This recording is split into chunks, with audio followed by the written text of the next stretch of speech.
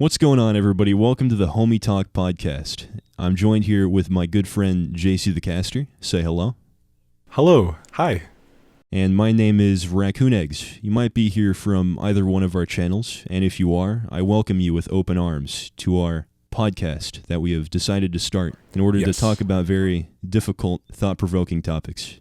How are you doing today, JC? I'm doing good. A little bit of an uneventful day, but it's been nice. What about you? I went to the store to get a phone today. Yeah. And I almost dropped it on the way out. A new phone, and you got like the X, right? Yeah. It wasn't my ex's phone. It's the iPhone X. Just to be clear. Yeah. Just to be clear, I understand. Like, listen, you broke your phone while. You had it in the shower on the sink. You fucking broke it. That? How? So let me just give a rundown of what happened. Okay. So I had a phone, and I had this phone for like 2 years. It was like an iPhone SE, and it was fucking ancient. But I dropped it like 30 times, and it never cracked the screen. So I was like, whatever, no need to upgrade.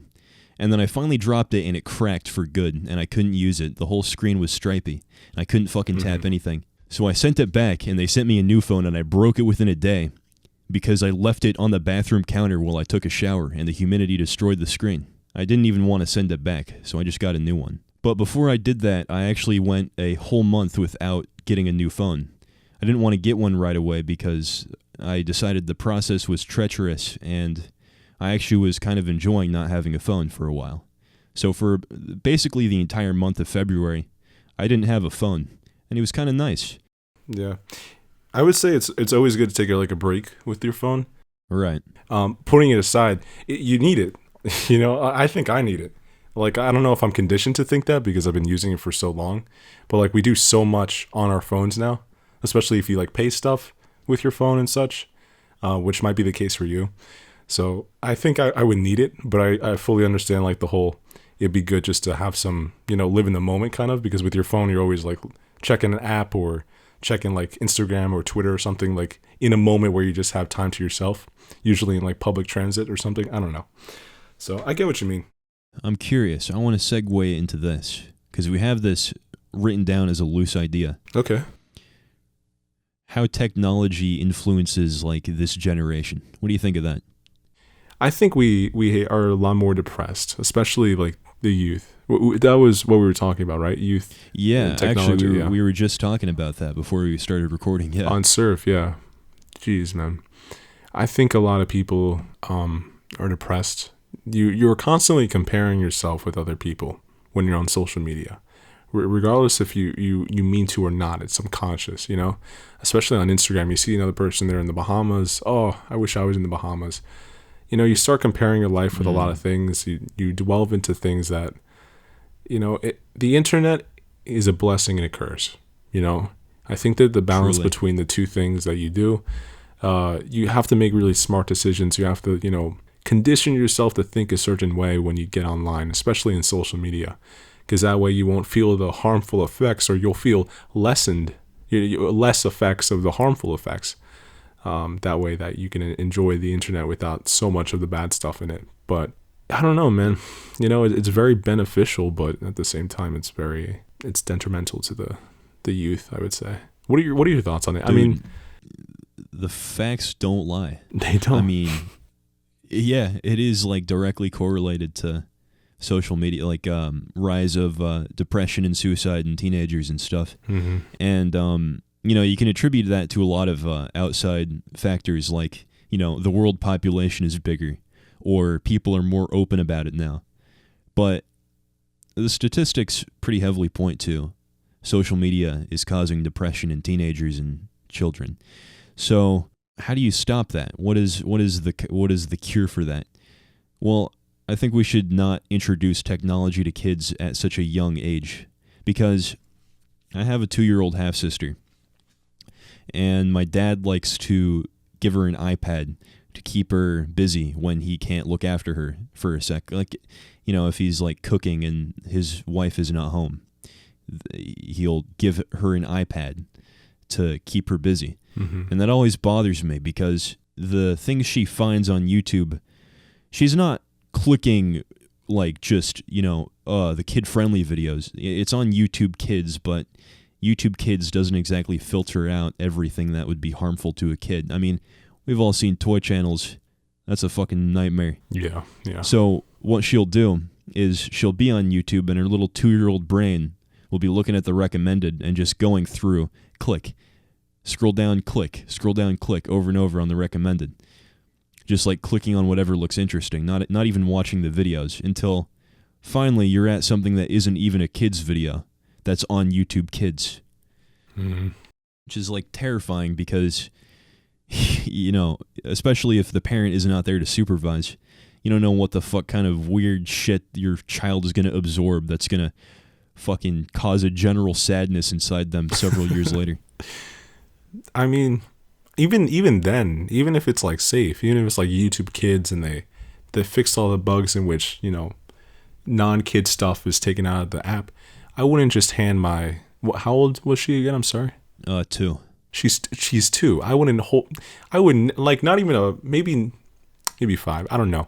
What I'm trying to say here is I would never hand a 2-year-old, 3-year-old with like a device like that just because I'm doing something else. You know what I mean?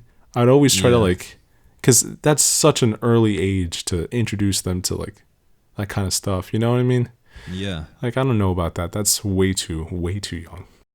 And like TV too, like that can have the same effect. Even though TV is a lot more curated, it's still like some shows they put up on TV with the intention of being for kids are still fucked up. Mm-hmm. So it's like you don't really know what to trust. Yeah, and just being safe, and at the same time, you don't want to be like super like, oh my god, we got to be really careful with everything she watches, blah blah blah blah. It's just, I think with the internet more, with the YouTube videos and the ease of like tablets and such, especially for infants, and when parents don't want to watch over their child. Here's an iPad. Here's this. I think that presenting them with a device, if any, right, down the road is the better thing to do there, because you want to spend time with your child. Even if you're busy, I read a book or something. This is coming from someone that's 18. I don't know anything about having a kid, so I don't know really what has to go into it and how hard it is to keep your child's attention. But I think there's a better way to deal with your child rather than just give them a tablet at that age. I don't know, man. There are definitely pros and cons to social media and the internet as a whole. Mm-hmm. What are some cons like that affect you negatively, you would say? For me, or for like in general, like for the masses of the youth? Because either. Like what affects the general population and what affects you think? Well, stages in terms of like age and factoring all those stuff. I mean, first of all, I stand by the whole comparison side of the con. It is, you can continuously compare yourself with other people on social media, and that could cause you to feel a little bit more down and depressed about your current circumstances. I mean, I don't think it's healthy to continuously look at other people trying to make their life look better than yours. You know what I mean? That just spells disaster in my book. Definitely can feel like a competition at times. Oh, for sure. And like there's a lot of people that have that agenda going into it. I want to have more followers than this guy, Mm-hmm.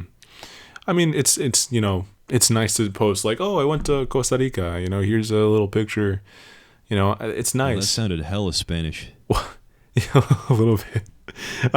No, but like I get showing like, oh, I went to this vacation spot and so on and so forth. It's just sometimes, especially with like teenagers, 13, 16, 17, 13 through 17, it's just like you're changing. Everything is like, you're a little bit more sensitive and such, a lot of things are going on, it's just, it's scary, it's scary to put yourself, because like you start feeling down, and it's like more of a snowball effect. I wouldn't say so scary. I'm just saying more of a snowball effect, because you start thinking about like, oh, I wish I had this. I wish I had that. So I think that's a big problem, even for people outside of the teenage demographic there.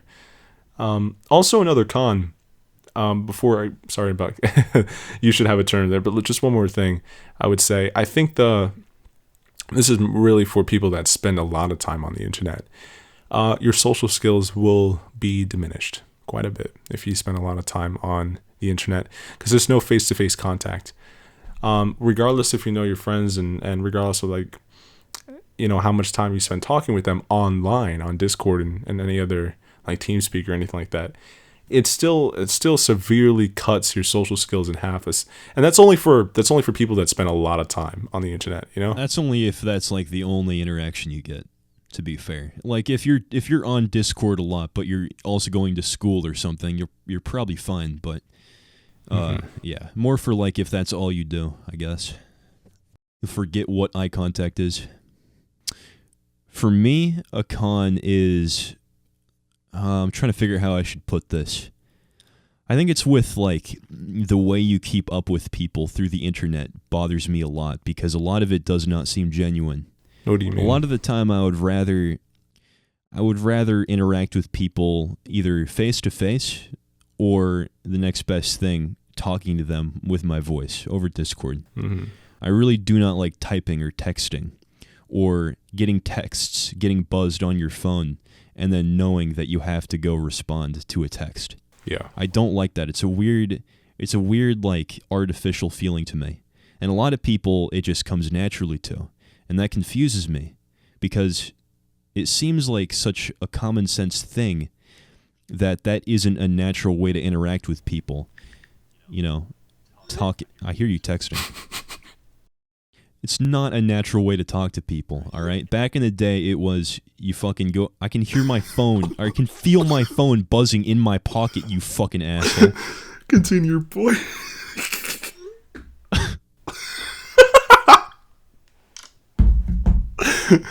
All right, God. Back in the back in the 1950s, all right, little fucking Timmy didn't text his friend, "You want to hang out?"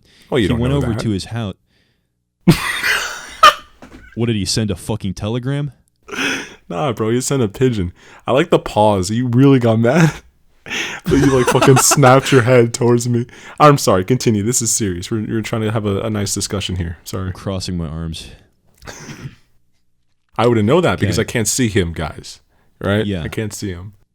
So, listen. Back in the 1950s, right, little Timmy did not fucking send a text to Billy asking to hang out. He went over to Billy's house and he knocked on his front door and he asked his mom, "Is Billy home?" All right?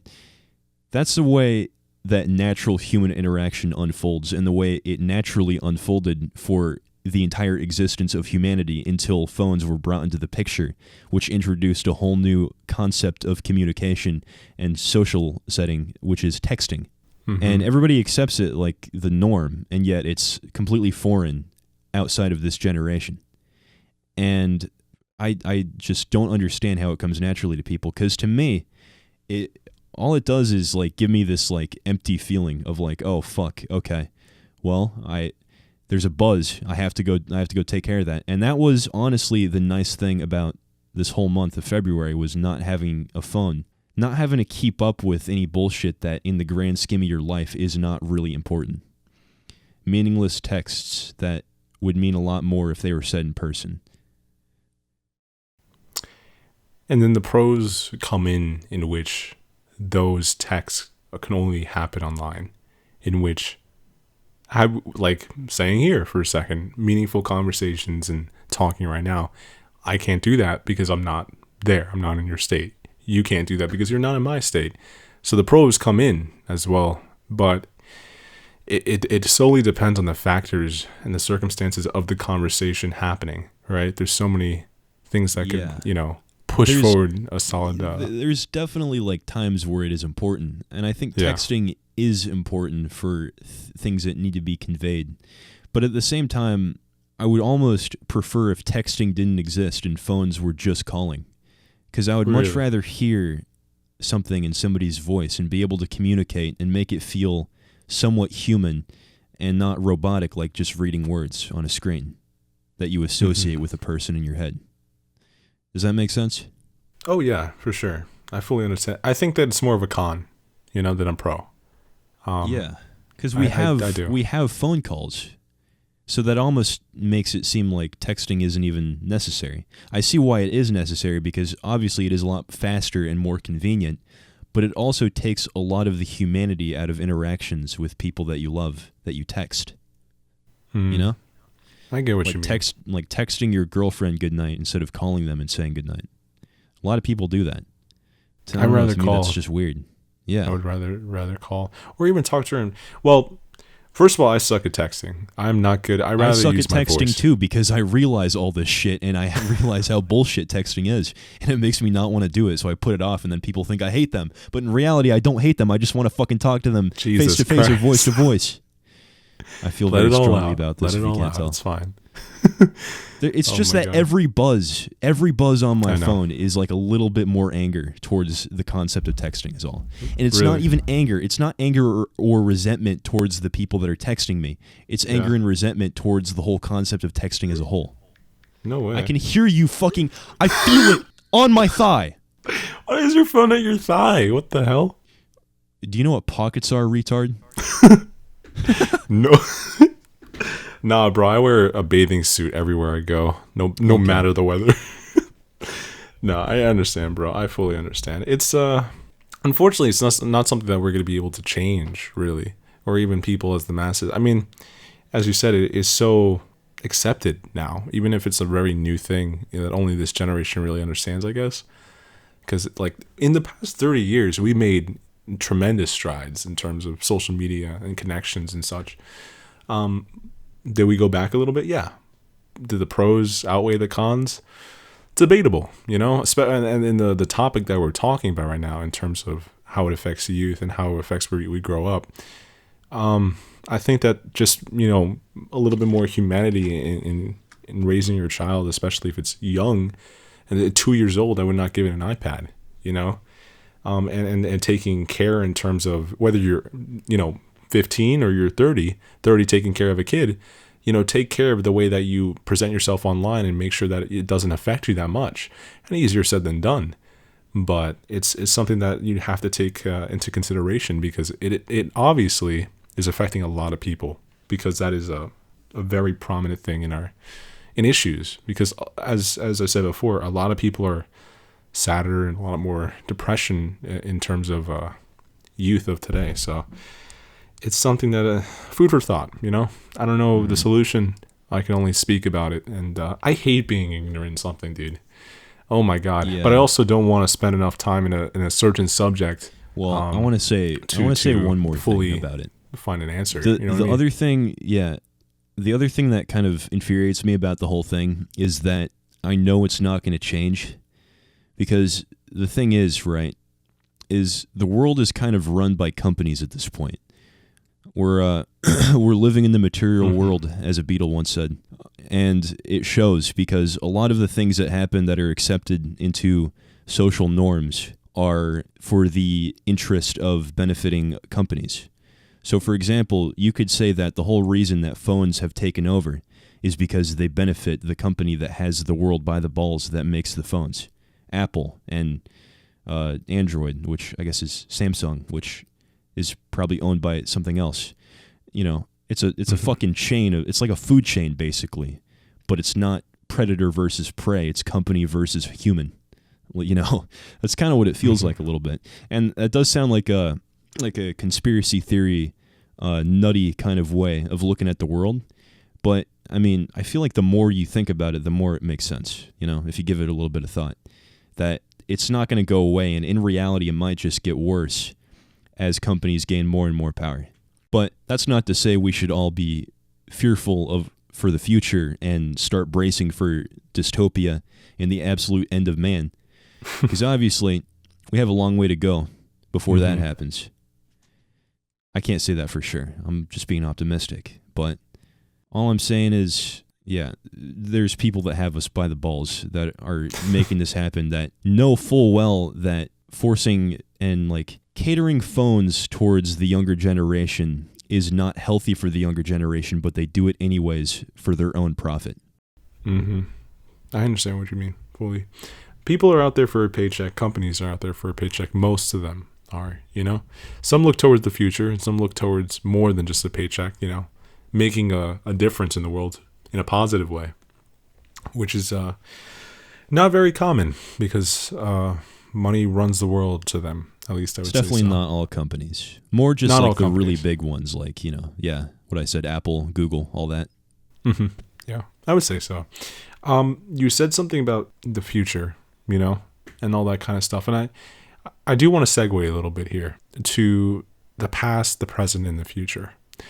In terms of when we talked, when we first met, journeys and such, and overall going into the topic that we wrote down, the dreams that we hold, and you've gotten very far.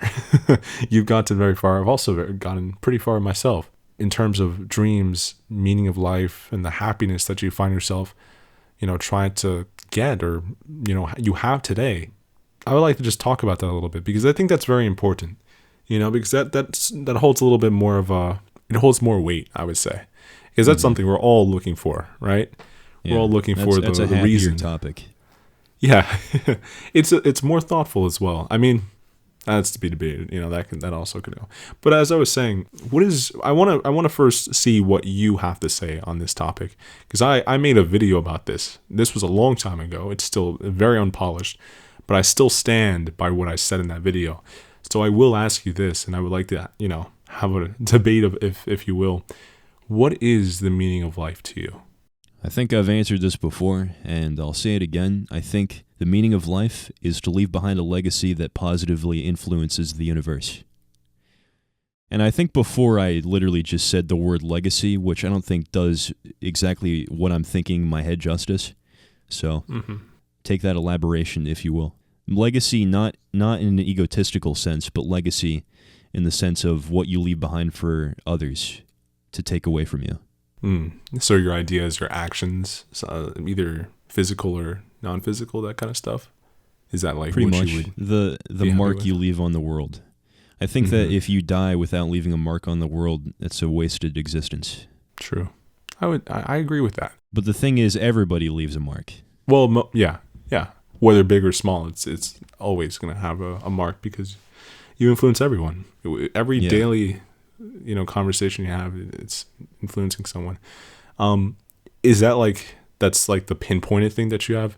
Because there's generalizations of that encompass a lot of things. Because my answer, which I fully agree with you, I think leaving behind a legacy is a very worthy cause. It's a very notable one.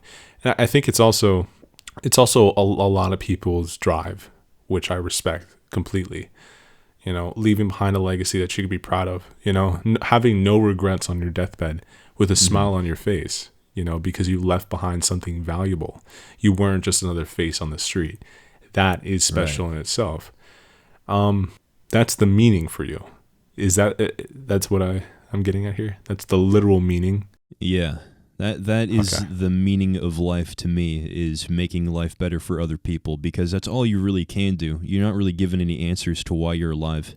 All you can do is make it better for others, and in the process make it better for yourself. Okay. Yeah. I've come to when I was researching, because as I said, I did a video on this. I was researching so many different ways to look upon life, because end goal, I want to be happy, right? I think that's most people, that's the meaning for them. I've come to the conclusion that it's this, and it's going to sound corny. It's going to sound, oh, that's so lame, but it's true. And I'll explain why, and we could debate where it should fall, because we did talk about this before. I don't know if it was on a podcast or not, or just in one of our many conversations. This conversation, yeah. Yeah, we did talk about this before. Yeah, and you were saying about the whole legacy thing.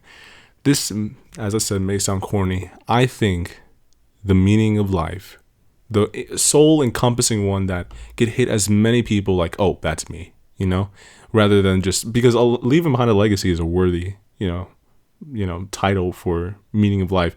I agree with you on that. But a more general one that many people could be aligning themselves with, the meaning of life is dreams, goals, aspirations, things you want to do. That right there is the general reason for our existence. Because look at it this way, right? You're not you when you were born, you didn't ask for it, right? You were oh, I want to be alive, and now you're alive, right? No, so having kids is selfish. Go on. All right, moving on from that. Only if your life is shitty. Yeah. Well, yeah, I would say so. there's many factors in these conversations. I'd We love can to just we get can into we it. can yeah, we can have a conversation all about birth if you want after this. Hell yeah, dude. That sounds awesome. When I was, what is it called? When I was looking at this, I was looking at the whole reason, right? When you're born because of decisions that the living make, all right? Yeah. I see life as a gift. I see life as, you could do whatever you want with a gift, first of all. That's like the point I'm trying to make here. You could throw away a gift. You can utilize it. You could use it. You could do whatever you want with a gift. You can especially throw it in the trash if you don't want it, right? But with what you do with it, that's the meaning that is behind it. When you're giving, when you're brought into this world, whether from some god, some deity, some alien, whether some, mitochondria, I don't, it's solely a gift wherever it comes from, and you could do with whatever you want with that, right? And the dreams that you hold, the aspirations that you get from a young age and growing up to elementary school, to high school, to college, to jobs, to the workforce, you set yourself with goals, aspirations. You do all these things in preparation for what you want to do. For the whether small goals or the big goals, the big dreams or the small dreams, it all points towards that one fundamental generalization of what is the reason. It's dreams. I want to be a famous tennis player, right? So I'm going to work my entire life to do so, right? I want to be on the radio. Let's get on the radio. Let me put every single goal in that direction, right? I don't have reason in my life. That is most of what happens when you're a kid. When you're born, you don't have reason. You're a kid. But through goals, aspirations, and through what you want to achieve, that's how you find the meaning of life. Your dreams point you in the direction that you want to go. And I think that's a better encompassing way of saying legacy as well, because that's a broad word, a broad generalization, a big answer for a big question. I rest my case. Thank you so much for coming to my TED Talk, guys. It makes sense. Yeah, I see what you're saying. It makes sense. So you could definitely say that legacy falls under dreams, because then you could just say that my dream is to leave behind a legacy. And that legacy is what you dream of it to be, It's solely that. I mean, I think that's the easiest way to say, because it's your goals, dude. What would you say is the meaning of life for people that have no dreams, or have failed their dreams, or their dreams are something sadistic and negative to the world? Would you still say follow your dreams? It's still to them? Well, I'm not saying follow your dreams. I'm just telling you what the reason of life is. Because I can't tell you what the reason fully is. Because, well, I could tell you what it's going to follow under. But your dreams and your aspirations are you and yourself. I can't really influence that at all. I mean, if someone's dream is to be a sadistic person and, commit a lot of heinous crimes, that's their dream. I mean, that's their reason for living. You understand? So, I mean, I don't condone that. I don't say like, go for it, do it. But it's their reason for living. You understand what I mean? So, I mean, there's no really like, oh, this is right, this is wrong, I guess. Something about that. Yeah, I get what you're saying. I'm trying to figure out a way to voice what I'm thinking without it sounding preposterous. I'm just going to go for it.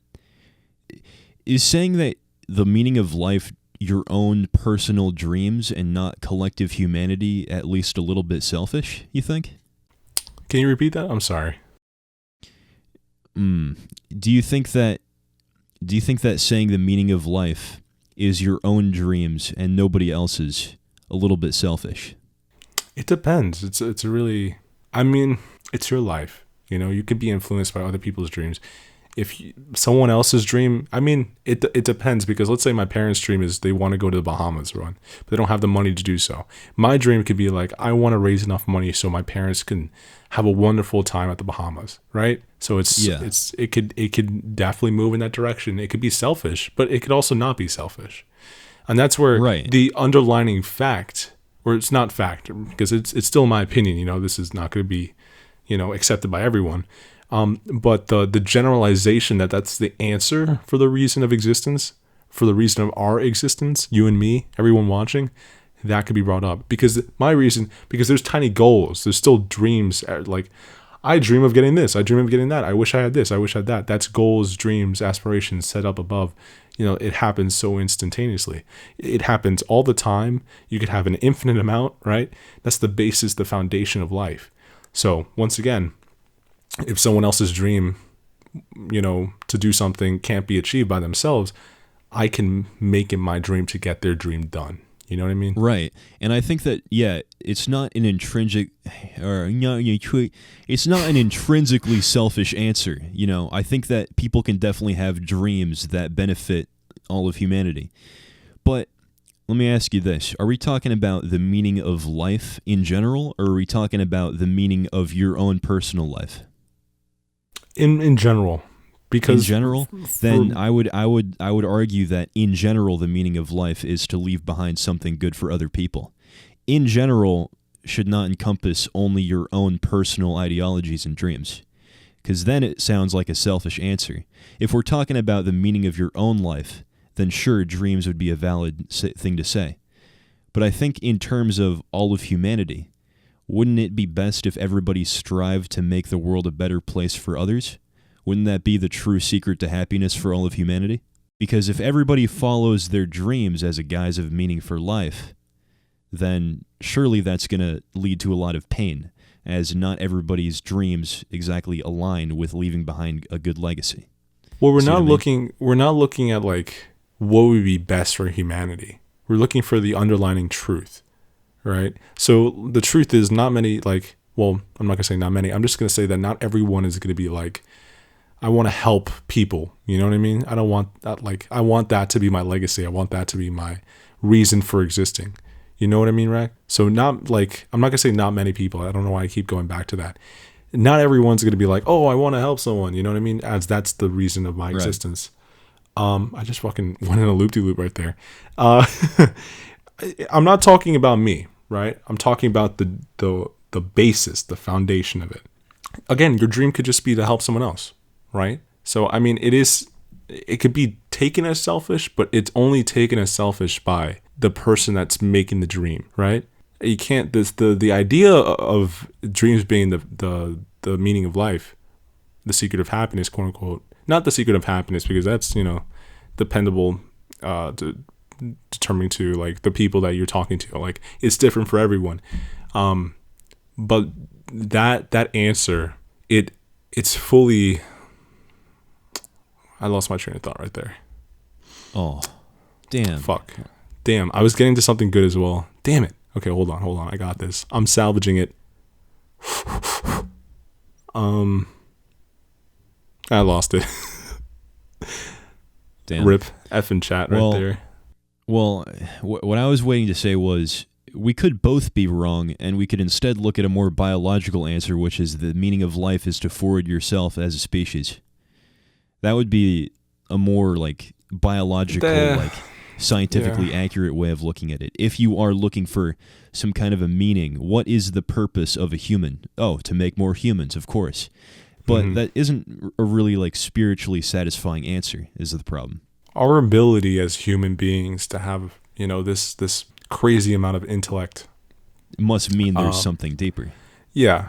Yeah, I don't think that just saying, oh, well, the point of life is to fuck and move on, have a kid and that's it. Well, that was the meaning of life millions of years ago, maybe. But well, for them, because they evolved, I mean, even then, it might have been still dreams. Hey, I want to, date that cute caveman girl from across the tribe, I don't know. I want to paint the prettiest mural in the cave. Yeah, you don't know what the fuck cavemen were dreaming millions of years ago.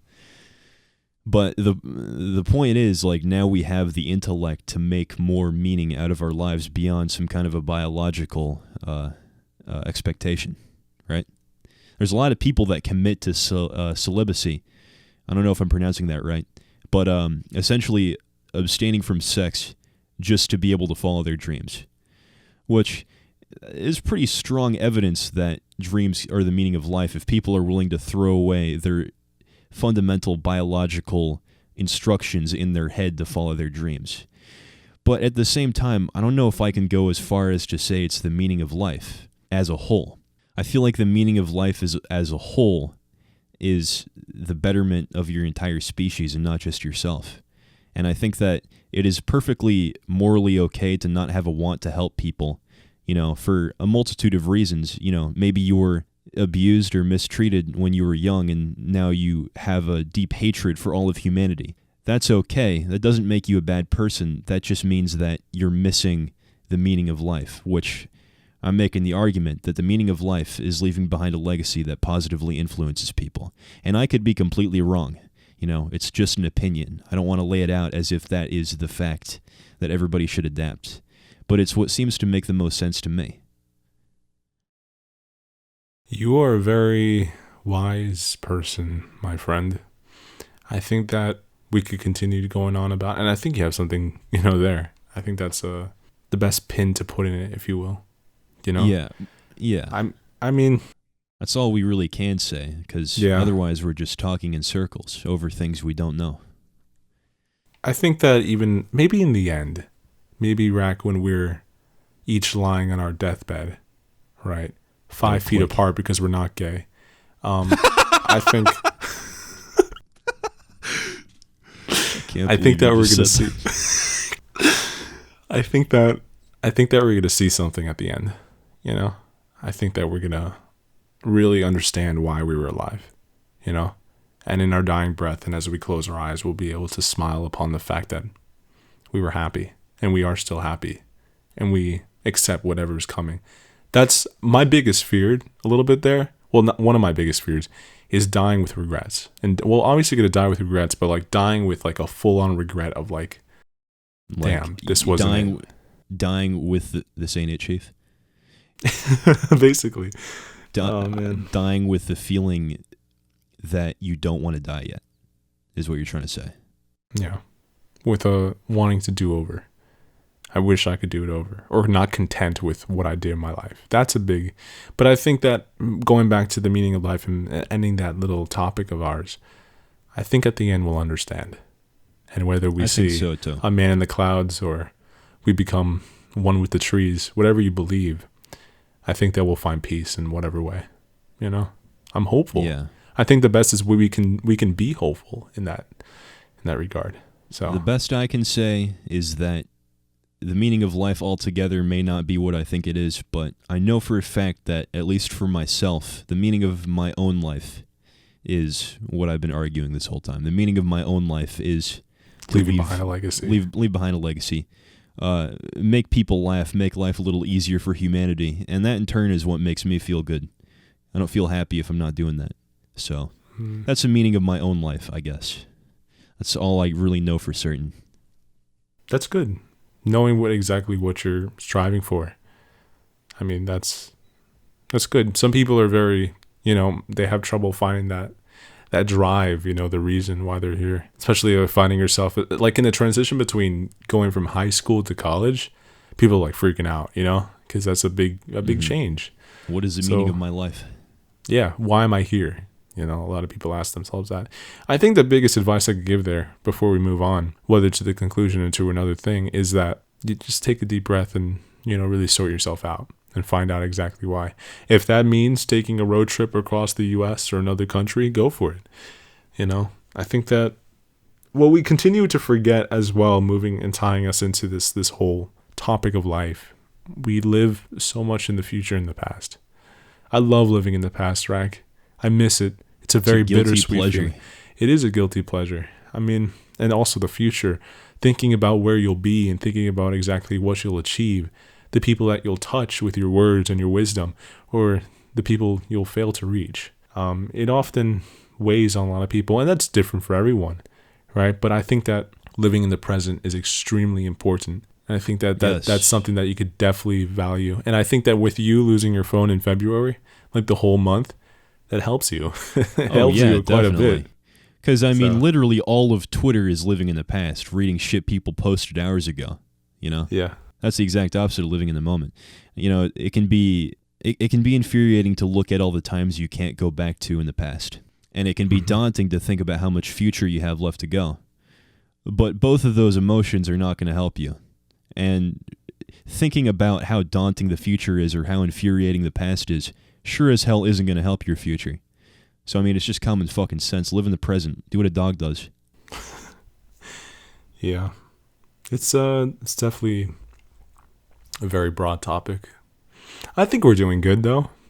Getting out of that I think we're doing well, in terms of finding ourselves. And you're 19, I'm 18. We're still very young. So, I mean, we still have our whole life ahead of ours. Knock on wood. Knock on wood there. But, well, it would still be your whole life, no matter when it ends. That is true. That is true. Do you want to wrap it up, or do you want to continue? What are your thoughts on birth? What are your thoughts on like the moral dilemma of having children, of bringing life into the world? I'm never given birth. Disclaimer. A little bit of a disclaimer. Yeah, me neither, to be fair. Yeah. I think that I don't really care what I read in terms of how much pain a woman can go through. I do care. Don't get me wrong. That sounds so bad out of context. Oh my god, this is gonna get taken so out of context. No, I'm just saying I do care. I do care. That came in a little wrong. I do care, but it doesn't come into comparison with what a man would feel like when his dog is killed in Minecraft. I think that's a big thing. You fucking asshole! Giving birth to a baby is like trying to fit a bowling ball through a Cheerio. Have you ever killed a dog in Minecraft? Rack? Yeah. It sucks. We're trying to have an existential conversation. I don't give a shit about your Minecraft dog. Okay, let's talk about Minecraft for a second. First of all, everyone's caught up in their feels with the Halo shit. And I love Halo. Halo I grew up with, bro. Screw, baby and giving birth, right? I think, I've never given birth. I think I've said that before, right? Yeah, probably at some point. The biggest thing that's going on right now, a lot of people are getting caught up in their feels with nostalgia, with Minecraft, with Halo, the TikTok meme.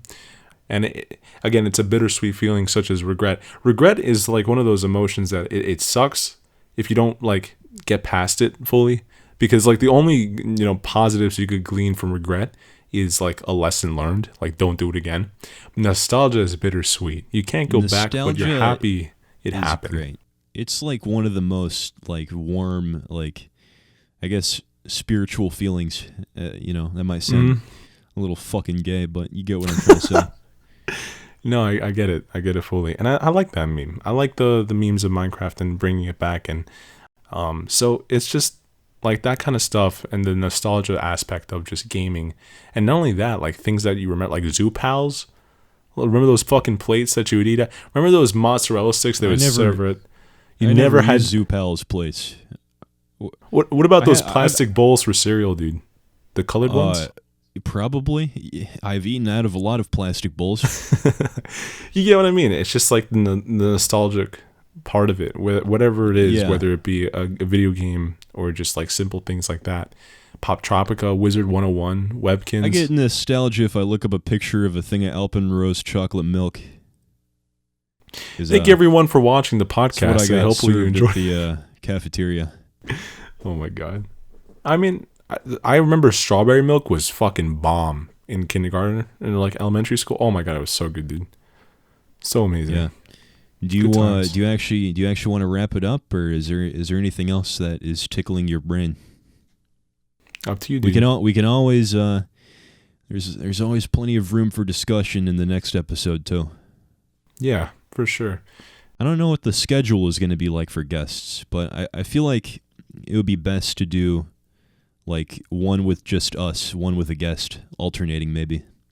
We could do like another 2 or one. 3. We could do like a few with just us first, though. Yeah, like, just to warm it up. Just to get into the feel of it just being us before we bring in another guest. Make sure we know what we're doing first. This is, again, it's going to feel a little bit clunky. Hopefully, I think in the start a little bit it felt like that, but as we moved forward, besides the Discord malfunctions, it was pretty nice. And I really wanted to reflect exactly what we just talk about on some nights, which, is something that I really hold in a lot of appreciation, Very, very happy to have those conversations. So it may feel clunky at the start, but hopefully it'll smooth out in a little bit, right? Yeah. So. And who knows, maybe one day you will listen back to this podcast in 10 years and you will be hit with an overwhelming feeling of nostalgia. Maybe. Thank you so much for watching. My name is JC the Caster, and this is Raccoon Eggs. Our channels will be in the description below. Feel free to subscribe. Feel free to do with whatever you want with the channel and such. And, Rack, anything else to add there? Oh shit, I should make a podcast Twitter. We have a podcast Twitter.